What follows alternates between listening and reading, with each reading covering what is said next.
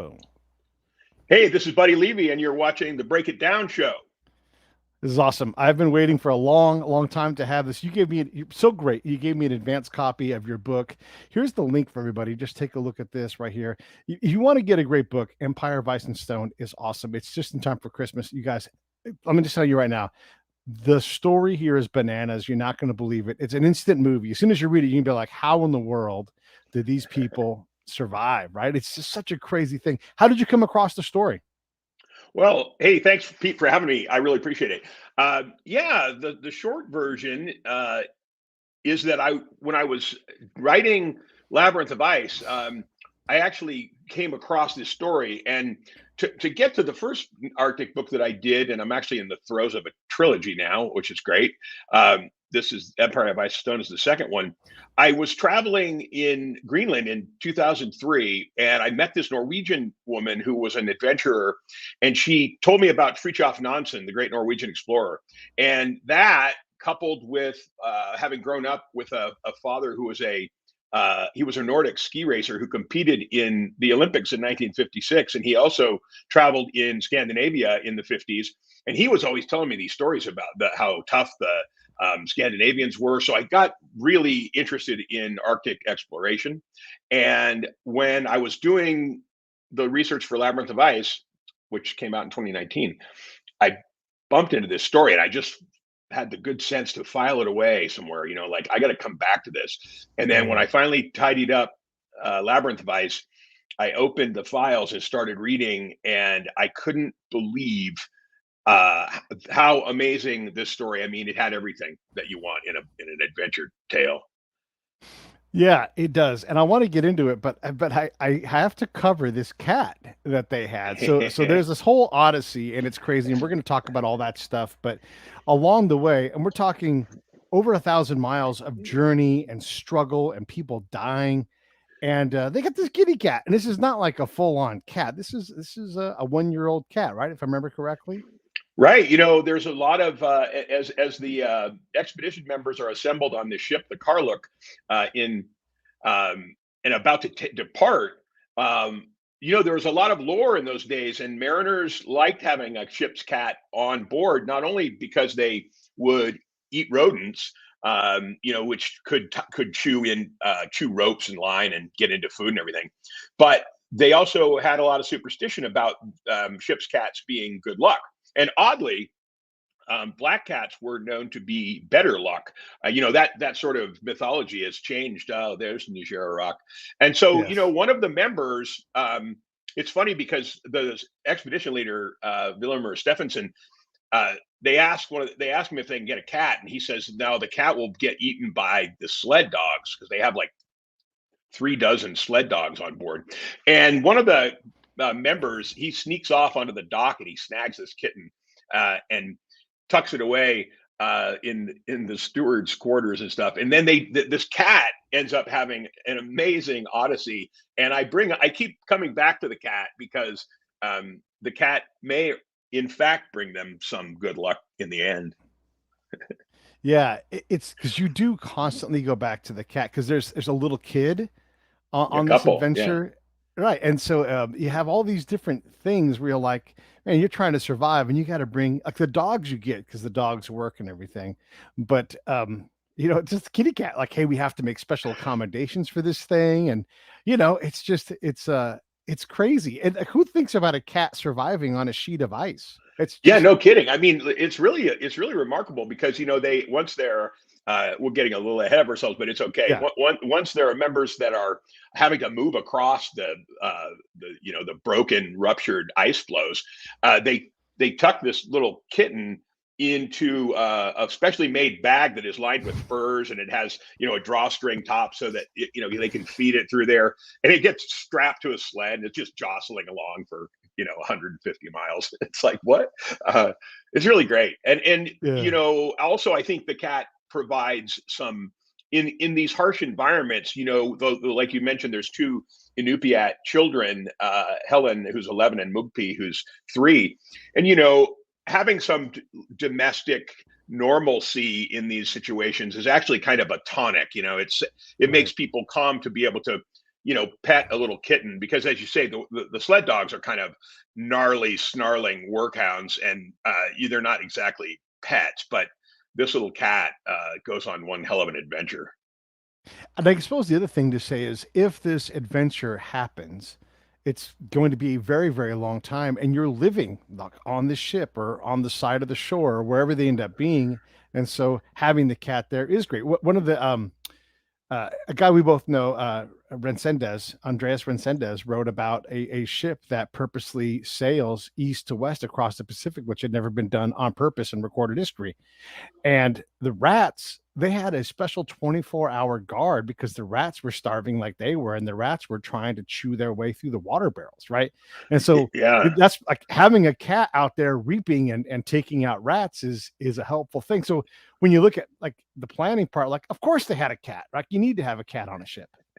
Yeah, but it is funny. I mean, you brought up planning, and I have to say that this is one of those Yes. expeditions that I'm struck by uh, how foobar this thing goes so quickly, right? So the expedition leader, Villemur Stephenson, has put together this thing in between late 1912 and early 1913, and probably in a matter of like less than 6 months. He's just in this whirlwind of activity, and as a result of this, he purchases 3 ships, and he's got all this contingent of scientists, and they're going to be embarking on this grand scientific expedition. But he wasn't the most organized, and Mm. everything came together pretty fast. So as it turns out, things go awry really fast, and I was struck by that. How quickly nature and things that are out of your control can just conspire against you. Yeah, I want to ask you about this because this is one of the things I was wondering, because there's a lot of blame to lay and the leader, and he demands to be the leader, right? He's taking certain rights in terms of writing and publishing and all these other things. And he's so comfortable in the Arctic, right? He believes that you can survive out there indefinitely. If he had a good operations officer who's like, "Hey, slow down, we have to do this," would they've got iced in ahead of time and maybe save themselves at the cost of the expedition? And then if it was a regular, whatever regular is up in the Arctic, if it had been a regular season and winter had held off for a few weeks, would they have Mhm. also possibly been okay? Like, was this actually bad preparation, or is this action? It's like, hey, let's just act, and I know we'll figure it out, or is this recklessness? Maybe it's both. Well, you brought up a couple of really good questions, and they're complicated. I mean, I think Stephenson is um, he has a combination uh, of bad luck and poor planning, because Mm. just to set the stage a little bit. So Stephenson has put together this 3 ship armada that is going to convene around Point Barrow, Alaska, and then they're going to sail east to this island called Herschel Island above the Canadian Yukon. And the plan is to have these ships all rendezvous there, at which point they can get all this gear together in the proper places, and the scientists on the right, because there are 2 teams, a northern and a southern party.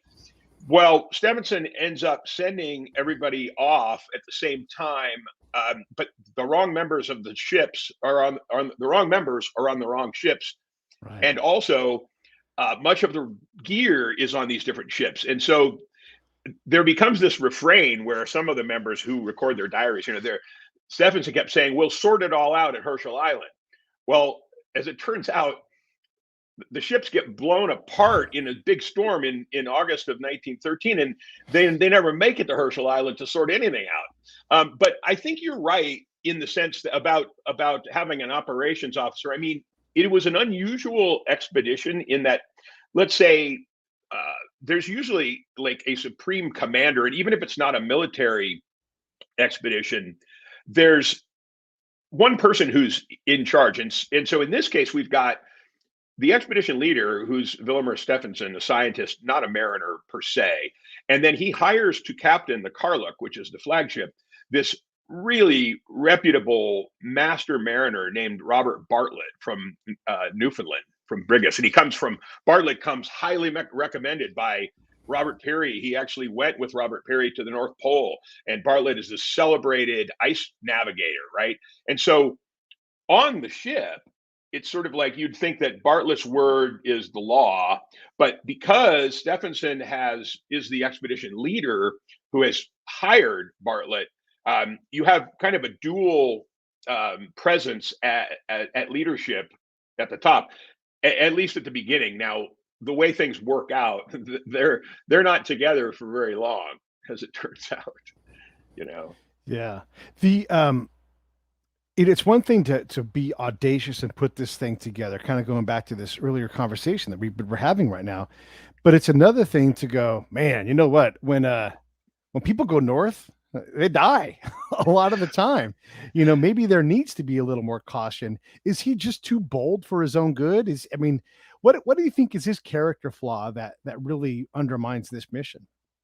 Wow, Pete, I've thought a lot about this question because I'm hearing from people. This book is getting quite widely read. I'm really excited about that, and I'm hearing from readers and stuff. And I keep fully expecting that someone to be come in and say, hey, you're kind of hard on Stephenson, because Right. I essentially say it's a story about heroism in the form of Robert Bartlett and villainy in the form of Vilhjalmur Stephenson, and it's more complicated than that. I will say what Stephenson ended up writing a couple of major books. One is called My Life with the Eskimo, which he was ironically working on, and this is part of the problem that I lay on him. So when he was traveling to go meet up with the Karluk, he had been previously for 4 years living among native peoples in islands above northern Canada. And he was really good at moving along the ice with small groups in the Inupiat way, and living, by harvesting seals and caribou, but putting together a massive, 30-member, 3 dozen sled dog expedition with multiple ships is a different kind of enterprise. And so Stephenson was penning this book, My Life with the Eskimo, while he was on the ship heading to meet the Karluk. And he took a separate ship, this SS Victoria, a really nice cruise liner, and he's dictating to a secretary of the Museum of Natural History. And I always found it kind of like, wait a minute, shouldn't you be doing preparations for the expedition you're about to embark on, who's with members whose lives are in your care? And instead, he was planning to have this book come out so that he would have this publishing bonanza, and because there was a lot of money to be made in publishing about these expeditions and in speaking tours after the fact, right? So yeah, he was distracted. But I would say that he had a kind of self-centeredness to him that might have been one of his character flaws. This ego that needed to be fueled. Before they even got to this expedition, he had traveled to Europe and obtained publishing and film rights with the New York Times, with the Globe and Mail of Toronto, with papers and cinematic companies in Europe. And you mentioned earlier, so he basically says, I'm not going to draw a salary on this journey, but I get all the publishing rights, and nobody can write about it within a year after it, right? So he was thinking about the lucrative nature of this gig. Yeah. At some point he abandons his family as well. And so this all goes to this character, but also, is that fair? Does this guy, in that time, in that place, is it uncommon to abandon your family? Is this go to his ill preparedness? What do you, again, you get to know the man more than anybody else, but. Well, yeah. And it's interesting because, so one of the things that happens is, and I don't mind minor spoilers. I do want people to enjoy there's an incredible amount of drama here, but there are certain things that I'm completely happy to talk about. And one of them is that, if you look at the cover of the book, the Karluk is in dire straits, right? it's been encased in ice off the coast of Alaska, and has been it's sort of been trapped in a mile and a half square of ice, right? Mm. And Stephenson is really antsy. This occurs like, I don't know, weeks after they set out. Yeah, 6 weeks after they originally set out from British Columbia, but just like days after they leave northern Alaska, right? And so Stephenson is the two other ships, the Mary Sachs and the Alaska. After they depart, they never see these ships again, right? It's like you know, they get blown away in a storm, and fog and sleet come in, and all of a sudden, everything's just a mess. But Stephenson is on this ship, the Karluk, and he's they're locked in ice and drifting from like for 6 weeks. And meanwhile, Stephen is getting pretty cabin feverish, and he seems to want to be anywhere but on this ship. Mm. And first of all, he's not getting any science done really, and he also realizes that the other ships, if they survive, yeah, that's great. You put that up, so it's it has been banked up. They're trying to keep the ice from crushing the hull, and so they've used, I mean, manual labor to cut blocks and shore this thing up so that hopefully when big ice flows encroach on this ice floe they're trapped in, it won't shatter and destroy the ship. But when they're in that sort of state, Stephenson makes this really dubious decision. And he tells Bartlett that he's going to go caribou hunting, and he's going to take three of the best scientists who, in fairness, needed to be not on the Karluk. So I get that. But they're about 10 miles offshore of northern Alaska. And he says, I'm going to go across with 12 of the best sled dogs, these two Inuit hunters that he had hired in Alaska en route, and a number of the scientists, and they're going to bolt for land across the sea ice. Right. And the Captain Bartlett is wondering, should the expedition leader, and he wrote a journal and a diary, so you have his thoughts on this. He wrote like, should the expedition leader be leaving his ship in under this guise of caribou hunting, which it turns out that Stephenson may well have known that there weren't very many caribou in that area anyway, and he does this under the pretense of needing fresh meat. Well, they had a bunch of seal already packed in, and a couple of polar bears, so they were okay on that. But what I discovered in my research is that he had this Inuit wife named Fanny and a son with her, a 3-year-old son named Alex. And so I surmised that they were not very far. They were like pretty close to where the ship was drifting at the time. Mm. And so he ends up leaving the ship. Here's where bad luck hits him. The very day after he leaves the ship, this massive storm blows in, and it starts moving the Karluk at between 30 and 60 miles a day out into the Arctic, in the middle of the Arctic Ocean, towards Siberia. And meanwhile, Stephenson and this small squad he's got are stranded on this little island, Jones Island, off the northern coast of Alaska. They're stuck there for like a week.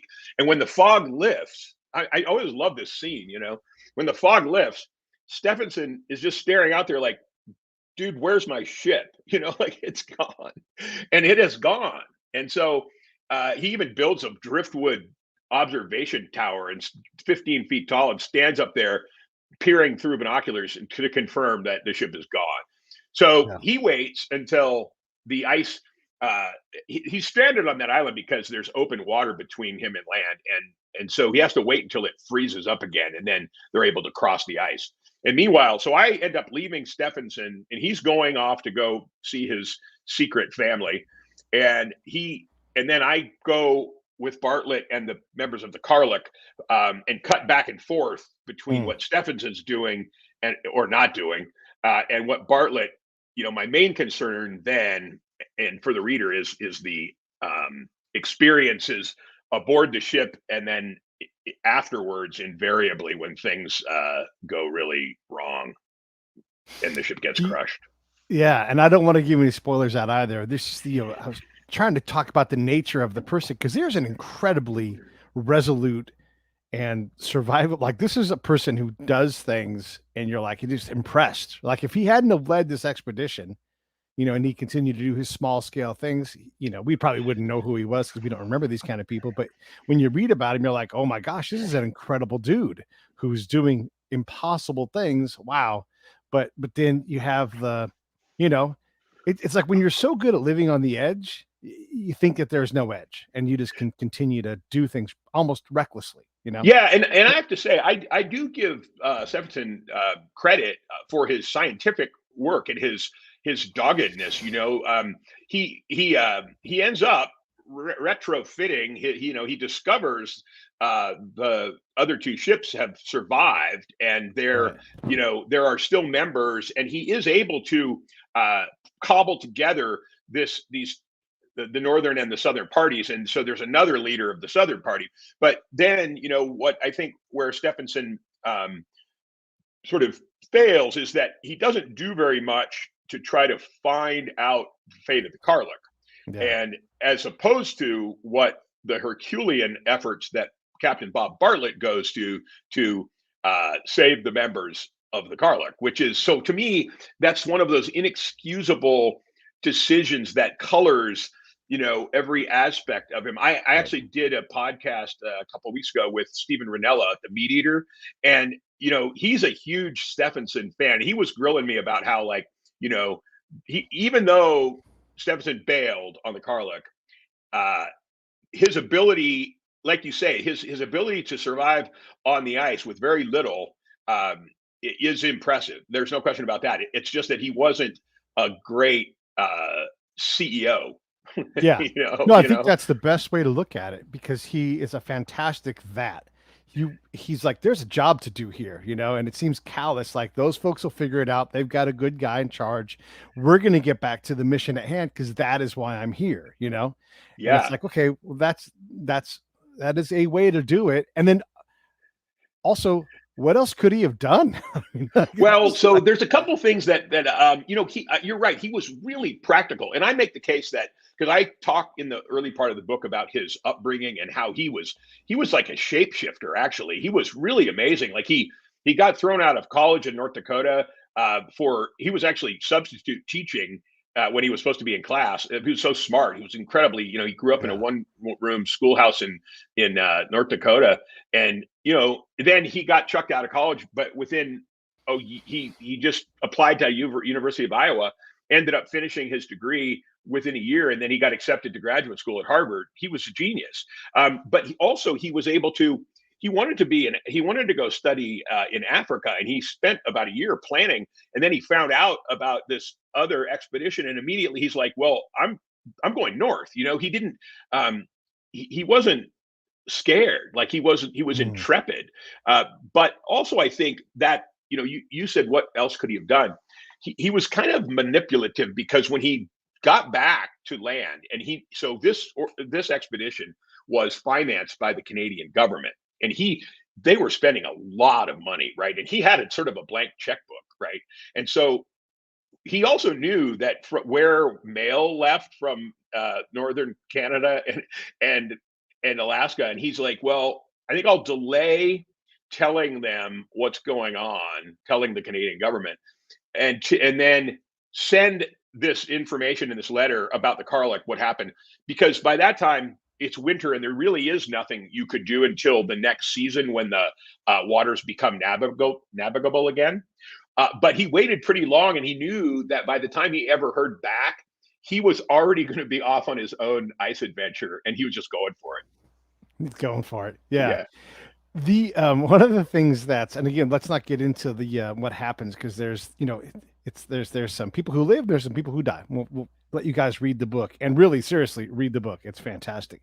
But Thank you you. got people that sign up for this expedition after surviving the Shackleton expedition. This blows my mind. They talk about intrepid people who are daring. Oh my gosh, here are these guys that are like, yeah, we'll go again. Why not? And then what are they thinking as the ice starts to creep in?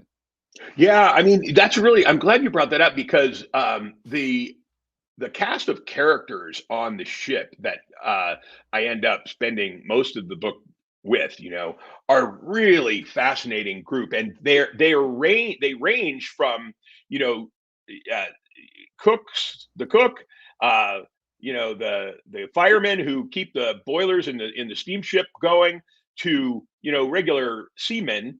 Um, and then you've got these scientists who don't have, some of the scientists had never been on Arctic ice before, and then, as you mentioned, a couple of them, these Scots named Murray and McKay, they were on the 1909 Nimrod expedition, not the most famous Shackleton one, but a prior one.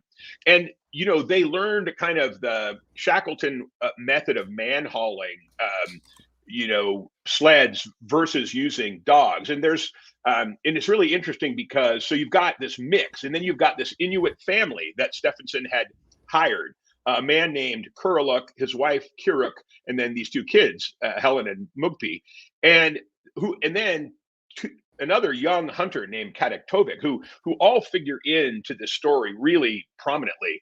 But and then you've got Bartlett, and then this Norwegian guy named Bjarne Mammen, who's amazing, this amazing skier and athlete who, dreams of becoming like Nansen and like Amundsen.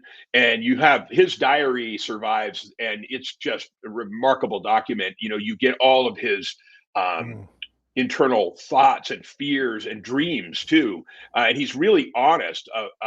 He's got all this ambition, but it's tempered with the kind of real fears that any one of us would have if you're floating on fractured ice floe. And so you've got this odd group of people that are thrust together, and Captain Bartlett's trying to keep it all organized, and he knows that many of these, you mentioned the kind of mortality rate in this period. Prior to this, probably Arctic expeditions and Antarctic ones were like, I think 50% is a reasonable mortality rate. And so people kept going for different reasons. But Bartlett also knew, one of the compelling things to me is the mental component. He knew from prior expeditions and reading captain's logs what happens on board ships when you get to the long night. So after the sun goes down in December, it may be 2 to 3 months, depending on where you are, before the sun even returns. And so then you've got all these people who are in close quarters on an overcrowded ship, who can hear each other talking in the night, and you've got these different factions, some of whom are saying, including these Scots, they're saying, hey, we should probably go on our own. We should get off this ship and go for land like Stephenson did. And then Bartlett is in this really tough situation because he's technically the captain of the ship, but he has no orders regarding the scientific members, right? So it's not like in the Greeley expedition or something where it's a military outfit, and if somebody mutinies, that's treason, and you can execute them.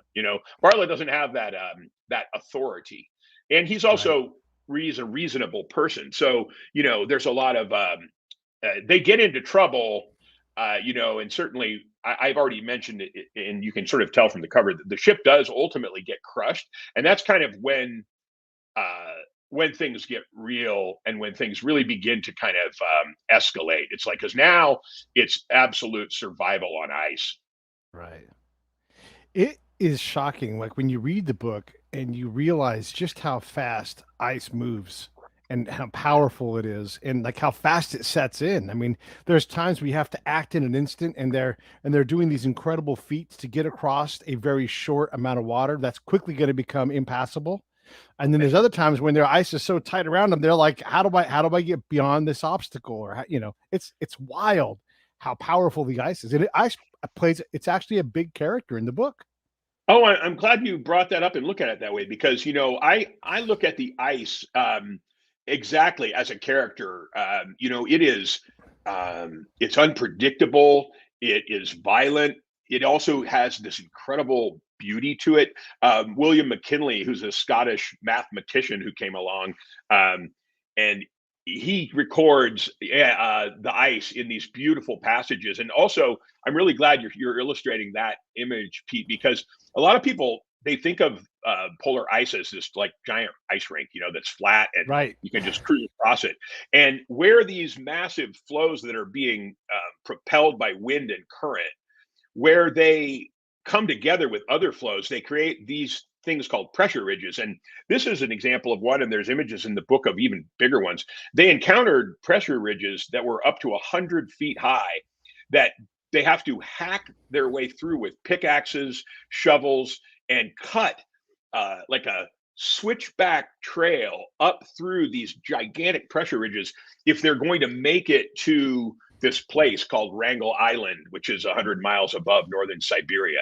It's a grim deal when your salvation is northern Siberia. It's like Yeah. that's where they send people to die. Yeah, this is great. And so just for point of reference, the highest peak in Florida is 345 feet. So this ice is about half that high as the highest point in the whole state. Granted, it's Florida, but yeah. And then the remarkable, you guys got to read this book. It's so crazy. This guy Bartlett, he's equally as driven. And he's like, we're going to cut through this ice and make this switchbacky trail. And you're like, what on earth? I hope they make a movie out of this because I want to see this created on film. So you're just looking at, and then the calories these people burn as they're trying to survive. Yeah, well, so one of the things that really I look at it after, there's the beginning of the trip until Stephenson leaves. Then there's, this period where they're floating, and it's actually really kind of foreboding because they have on the ship, these captains, they have logs and pilot books and books written by other explorations and other expeditions that have occurred. And there's a consistency to this drift. So they know that Fridtjof Nansen has done this drift, but in a better equipped ship that wouldn't get crushed because it has a rounded hull. And then this other ship, the Jeanette, in 1879 got locked in the same ice and came near Wrangel Island where they're heading. And they know the terrible, terrible story of what happened to them. So they're reading by candlelight, these stories about exactly where they're heading. And it's really kind of like the worst thing you do is read horror stories that are really true about where you're heading. But at any rate, once the ship gets crushed, there's this other period where they live on what they call shipwreck camp. So Bartlett has been incredibly organized, and he has taken thousands of pounds of food and gear, and they built more sleds, and they have built kennels for the dogs on this stable flow of ice next to where the Karluk had been. And they, when he knows it's really all curtains for the Karluk, he has organized this incredible, offloading of gear and coal and everything and fuel. So they have to decide how he's going to. They see this island about 130 miles to the west, and Bartlett knows, like, when the light comes back in mid-February, we've got to try to make it to this island, and then that's just an ordeal, an incredible ordeal to get there. And Bartlett is also, he's racked with this responsibility because he knows. There's no radio. There was no radio on the Karluk, right? In 1913, there were some on other ships, but not on this one. And he knows that the only way that if they get to Wrangel Island, the only way these people are going to survive, because of the specter of another winter in this place, where on Wrangel Island it actually gets to minus 70 below zero, and he knows that he's going to have to do this Herculean mythic quest of about 1,000 miles to try to just tell the rest of the world where these survivors are, because no one but them know where they are. Yeah, it's really amazing. It's very slow, but it's a constant time crunch, right? Like they have all this distance to cover, but all this self-provisioning they have to do, and there's ferrying of supply, like all this craziness. And then all this stuff just takes time, like the critical path to getting to potential rescue. One thing happens wrong and it slows you down or whatever it is. There's just all of these, they're just not just beset by ice, they're just beset by all these problems all around them. Well, yeah, and it's amazing to me because when they do, when the light does return and they have Bartlett says, okay, we're going to go in teams, and he was really smart. I mean, Bartlett was really smart about how to move across the ice. So you mentioned ferrying, so they go in small teams, maybe 6 or 8 sled dogs, and then 4 members, and he starts sending them out, and they're building igloos along this route that is often obliterated by windstorms and everything else, and also the fact that the ice is shifting and cleaving and rupturing and moving. But they do manage to build this series of igloos. And what I was so amazed by is, having done some pretty hard things in my life, these guys are slogging maybe 15, 16 hours a day, double hauling their gear and getting to the end. And now you're soaked, frozen, and now you spend 45 minutes to 2 hours, depending on how good you are, building an igloo that you can then put some animal skins on the floor and slither into this igloo, maybe light a Primus stove, and then, drink some seal blubber and blood gruel and pemmican, and get up and do it again the next day. And sometimes the ice is rupturing underneath the igloo, and they're having to scamper out onto the ice. I mean, they always slept with their clothes on, and they slept with their feet in these little foot bags because they didn't want to be encased in a sleeping bag, or else they could just fall in the water and die. So yeah, you've got all these mini dramas going on at every turn. It's sort of incessant and terrifying. Yeah, and terrifying. Yeah, and when you're talking about like wanting to get out of the bag right away, just for the sake of clarity, so you guys can all understand what we're talking about here, the ice at any point can break anywhere. And so you don't want to be fully in what we call in the Army a fart sack, because you're like, now I got to get up and run. And literally seconds between survival and death. So that's why you want to be warm and in this thing, but it's just, you're not afforded that luxury because of the crisis that they're in. We talked in the summer and you were getting ready to go to Wrangel Island. Did you make that trip? This is one of the great bummers of my writing career. I had 2 trips planned. Well, the first one was, and this expedition out of this really great company called Heritage Expeditions out of New Zealand does a number of really amazing trips. And so the first one I was going to go on, and they were going to hook me up if I did a couple of lectures on the ship. And I was so excited because I'd looked at all these images, and Wrangel Island is a spectacular and amazing place, actually.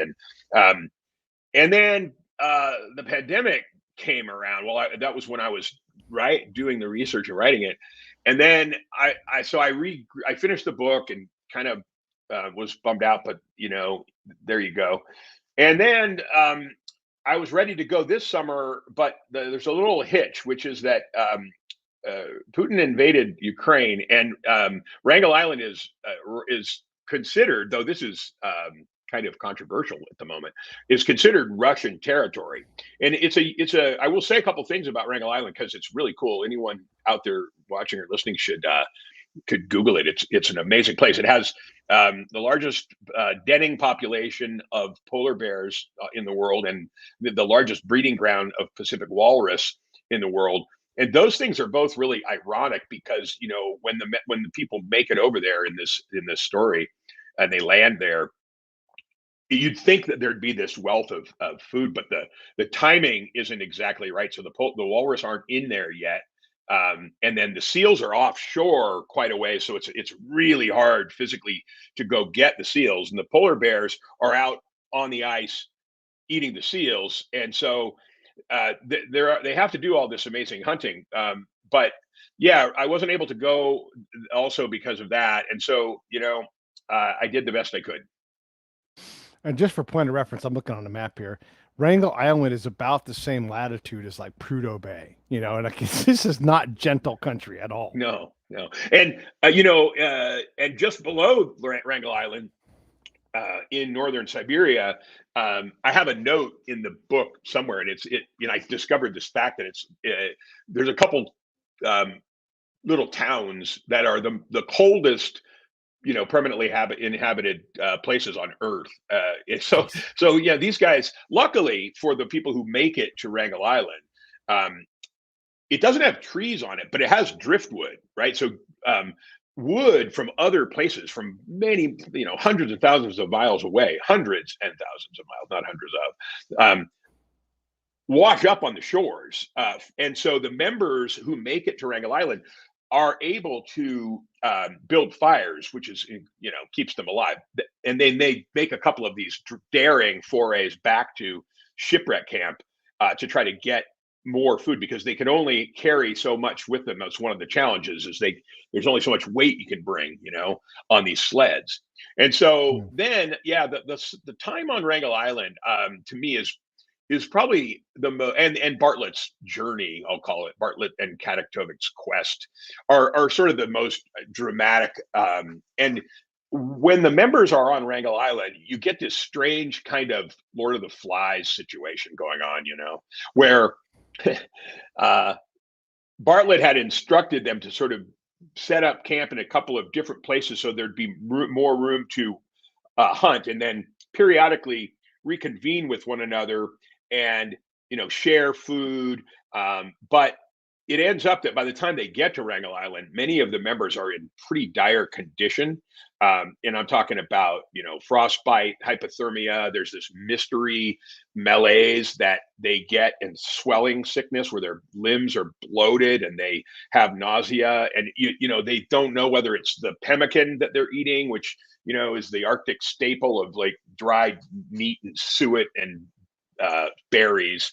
And they're trying to survive by hunting, subsistence hunting, and that's where the family, the Inupiat family, really comes in. And I make the case, and I stand by it, that everyone would have died had it not been for the skills of the Inupiat people that Stephenson hired at the last minute.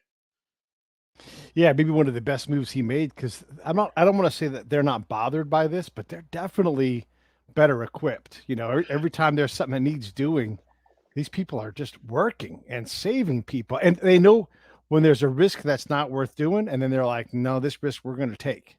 Right. And then their knowledge of the ice, as an example, like they'll say, well, we have to wait.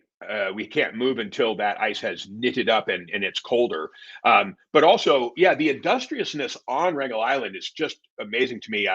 Auntie, the wife of Karluk, is, she has a number of vital jobs. I mean, she sews all this Arctic clothing that is really crucial, of skins, boots, mucklucks, trousers, parkas with hoods and mittens.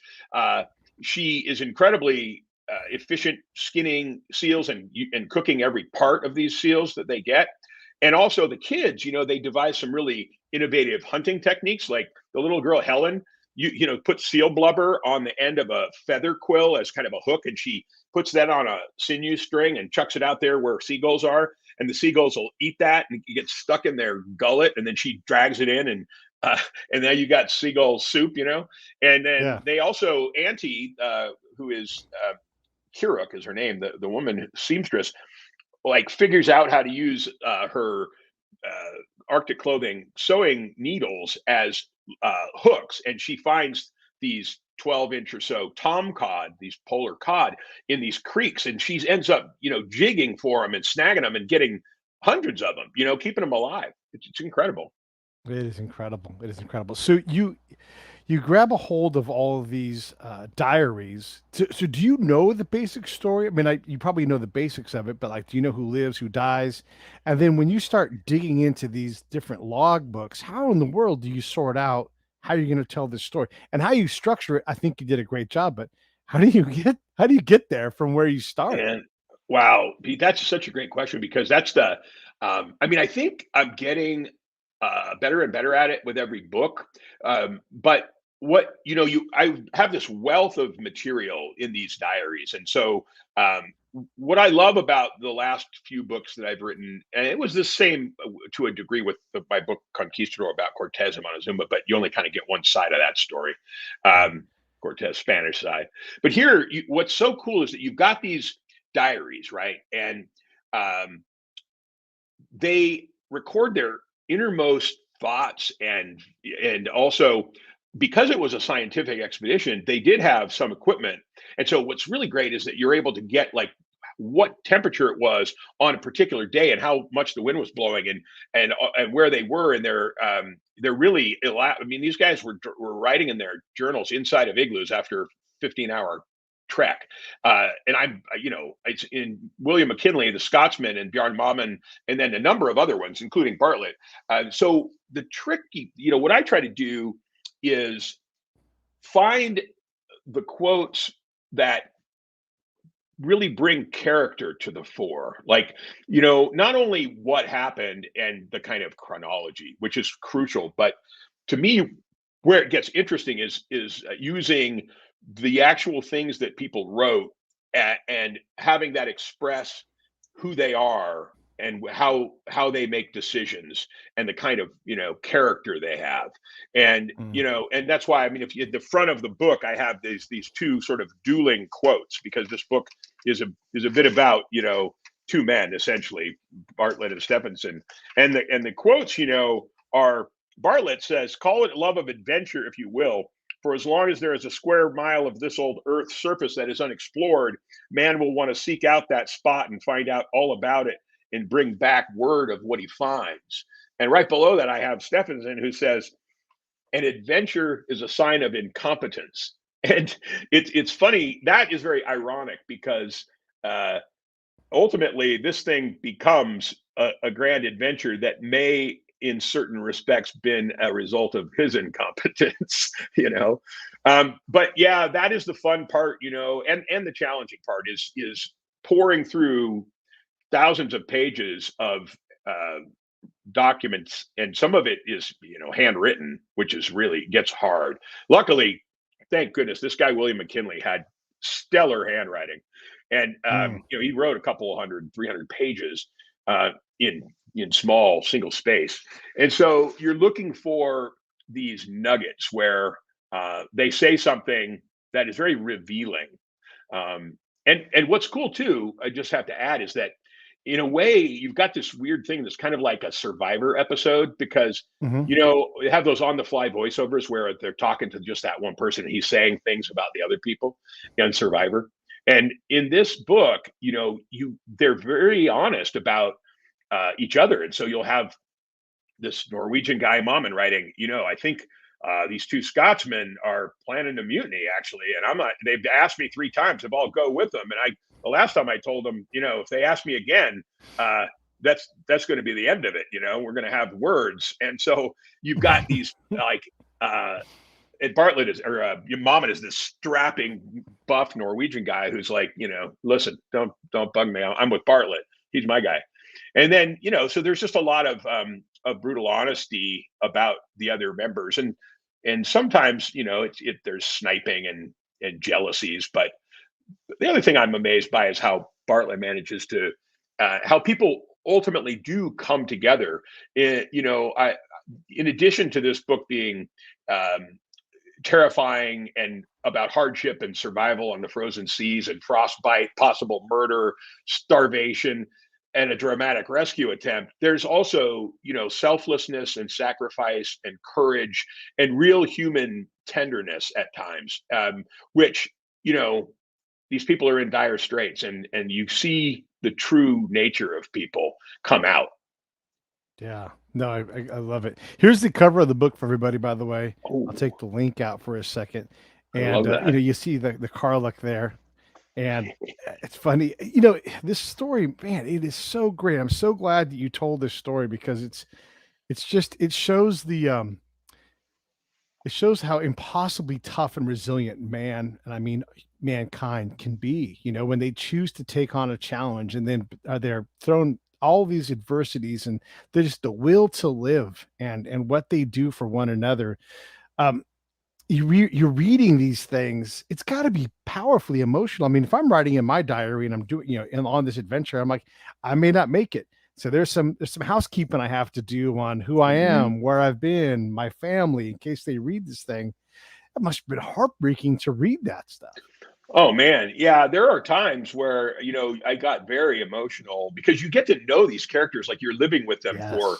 over a year when you're drafting and researching. And this, especially this guy, I keep coming back to this guy, Bjorn Maamen, who he he really had these dreams of becoming a grand, famous explorer, but Right. he ends up getting injured quite early on, like dislocates his knee, and so you've got this super strong guy who Bartlett is counting on, and he feels like he's letting his captain down, and he's really honest in his diaries, and he writes about his his insecurities and how he's thinking about home a lot, and he keeps coming back to this one thing. He says at one point, like, he finds like little wildflowers growing up in the snow, and he's really in bad shape, and he says, like, as long as there is life, there is hope.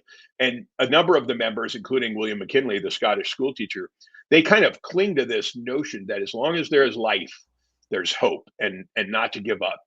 Yeah. Yeah. It's amazing. It's a real great, like, it's almost like they built the hero's journey off of this story, right? Because yeah, then, Bartlett has to go not on his own, but he has to leave the group to go do his own impossible journey with Karluk. And you're just like, when are these guys ever going to get a break? And just because you get to society and civilization, that does not end your problems. Like, you've got all these other problems. I'm like, oh my God, it just never ends. Yeah, I mean, listen, I think this thing it would have to be a multiple part series, because For sure. Bartlett's journey in his own is just this. It's it's really quite unbelievable that they Yeah. pull it off, Yeah. and thank goodness that this guy, Kadek is with him, because they have to move across 100 miles of ice that's shifting and breaking, and with a small number of dogs, and they're also encountering polar bears. It's funny, people are like asking me, well, why don't they just hunt polar bears? And I'm like, well, the problem was the polar bears were hunting them most of the Yeah. time, because they're like coming around. The dogs would wake these guys up in the middle of the night, and they look out of the igloo, and there's a couple of giant polar bears sitting there harassing the dogs, trying to kill the dogs.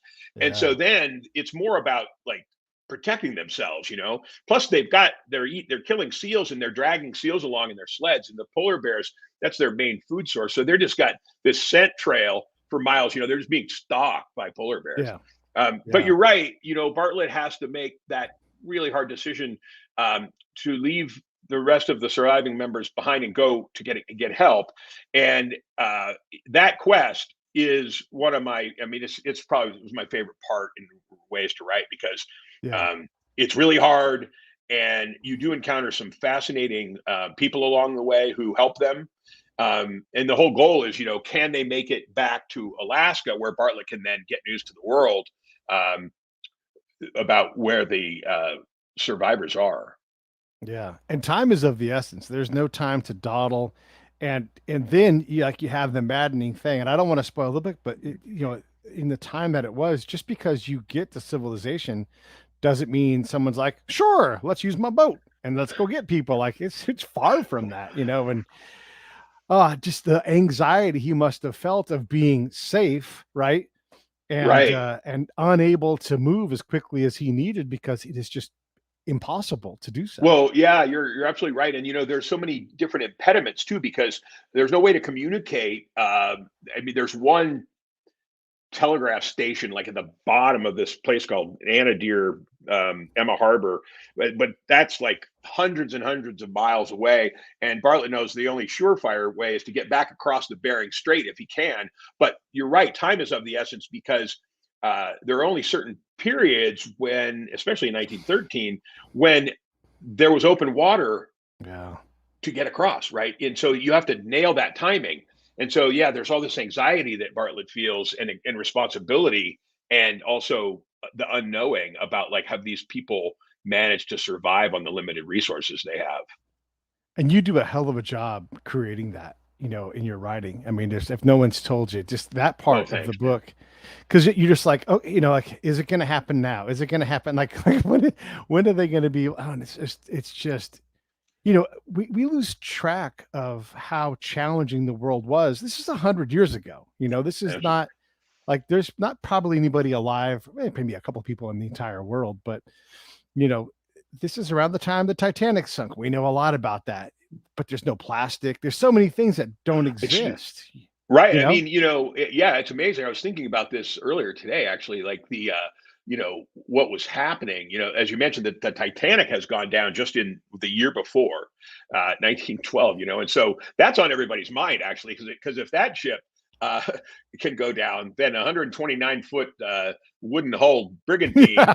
Yeah. with a motor that Bartlett and his first mate said has the power of an old coffee pot is not going to fare Right. that well.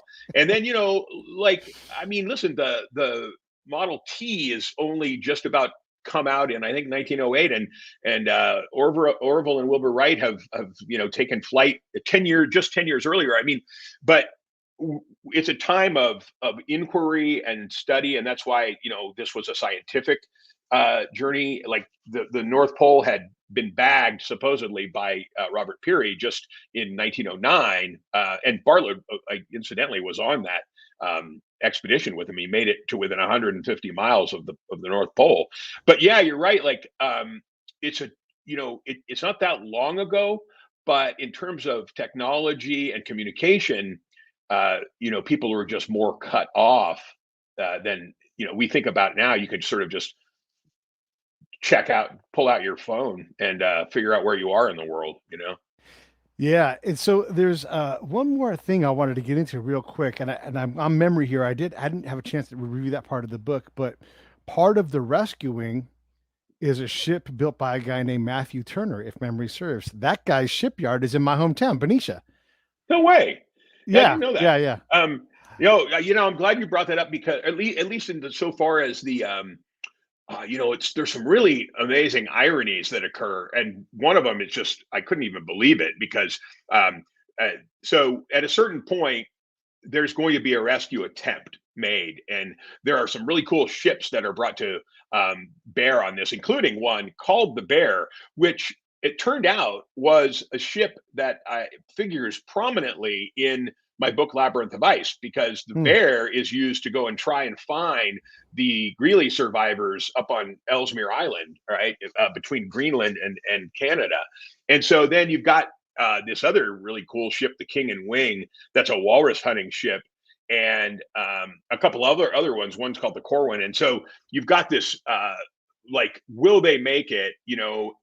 Meanwhile, World War One breaks out, like, right as the rescue mission is trying to be put together, and so you've got these icebreakers from Russia which have to turn around because now they're going to be start to be used, and it's just yeah. I try to make that section run sort of really fast, like the chapters get shorter, Hmm. and you're cutting back and forth between what's happening to the members of the island, Wrangel Island, and then other places. And is there a rescue? Is it going to happen? It was really fun to write that part. So I just looked it up, and the ship that is in the story that was built in my hometown is actually the Karluk itself. Oh, no kidding. Yeah, Yeah, yeah, yeah. And yeah. it's I funny mean, because the shipyard still sort of exists. It's a ruin, but these things aren't that old in terms of the history of a yeah. city, especially What's your you know, hometown? Benicia, Oh, California. And so the oh yeah, Matthew yeah. Turner shipyard, there's schools named after him, all that stuff. So yeah, Wow, that's what it was. that's It's the cool. car. How great is that? That's such a neat thing. Yeah. Yeah, Yeah. the ships in these days were just, they did amazing things. But I have to say, one of the mysteries to me is why more people didn't. So I mentioned that Fridtjof Nansen gentleman, and way back in 1890s, he built a ship that is now it's a museum in Norway called the Fram. The ship itself Yeah. is a museum, and he figured out that if you had a rounded hull, as the ice invariably began to, like, encroach around you, it would just Yeah. float that ship up, and then you're like in a hotel. And 30, 40 years later, they're still taking the wrong equipment, for the Right. job. And it's kind of like Yeah. part of it had to do with financing. It was very expensive and you need a bunch of them. But also, I just think they were slow to learn from nonsense techniques. Man, I just thank you again. What a great book. I really enjoyed it. Everything I've written or read by you it's just been fantastic. And it's such a treat to get to know you and share this time with you. So thank you for that. And then tell us what's next. What are you working on next? Because I'm positive it's going to be incredible. Thanks a lot, Pete. I really appreciate it. Yeah, it's been really fun talking about this book. But I am, in fact, under contract with my publisher to do a new book called Realm of Ice and Sky, and it is Mm, about the first dirigibles, airships that attempted to fly to the North Pole, and some ultimately in the 20s did, in fact, fly to the North Pole. And the catastrophic consequences of some, which, of course, uh, crashed and burned. And so it's going to round out a trilogy. So I'll have two stories, Labyrinth of Ice and Empire of Ice and Stone, that are you're on the ice a lot. And then I decided let's get above the ice, and yeah. there's some amazing cast of characters in this, because it ultimately becomes one of the largest probably the largest rescue attempt in polar history, because there's a bunch of guys that end up on the ground and in Yeah. bad shape. Ah, geez, that's so neat. So we'll talk about When that you one in a couple of years. Was there one archive for all of the journals? Is it all like at the Huntington Library in Southern California or something like that? Or You mean for Empire of Ice and Stone, or? Yeah. yeah. No, it's kind of all over the place. So I am deeply indebted to librarians and institutions all over the world, Mm, including the National Library of Scotland, which has all this McKinley stuff, and libraries in British Columbia, Dartmouth, Bowdoin College, all over Canada. It's been, and the librarians, since I wrote this thing during the pandemic, it was incredibly helpful, because sometimes they were going in, on staffs were home, but like they would go in and help me out to find particular right. things. It was really, yeah, librarians rule the world, and they should. They rule my Yeah. world. Yeah, well, it's you know. neat, and it's such a cool endeavor to get a chance to do that. And if not you, who else is going to tell these stories, right? Like it's just you're able to put them together, and then they're marketable and fantastic and sell well, so you get to keep doing it. So I'm super stoked for you, man. It's I what a great appreciate it. life. There are some very good writers in this space, I will say, who I look up to a great deal. But yeah, this I'm really looking forward to the next one, because I get to travel to Svalbard, Norway, in the Oh, summer, and go to the places where they tethered these giant airships and attempted to send it. This is like 1905. This American guy named Walter Wellman. He was wow. wild, crazy man. But yeah, I do love the travel part of it. I try to go to the places that I'm going to write about, or at least as close as I can get. I love it. Hey, I've got 100 more questions and I could do this all day, but do you have anything in closing so I can let you go? Oh, I mean, I would just say thanks for uh, reading my books, for one thing. It's really great to hear, from people out there who are enjoying these stories and getting a lot out of them, and learning a bit about Mm, history, but in a way that might be not dry. yeah, not try for sure. Well, listen, I'm going to run the credits. Stand by 1 sec. Hey, thanks for watching the show. I really appreciate it. Right here, you can subscribe. Please do that. It makes the show grow. Hit that notification bell so you know which incredible guest is coming up next. Down below is the PayPal link. You can put a small subscription in. That is an enormous help. All that money goes right back into the show. And then right up over here are the next episodes you should listen to, curated by yours truly. Thank you so much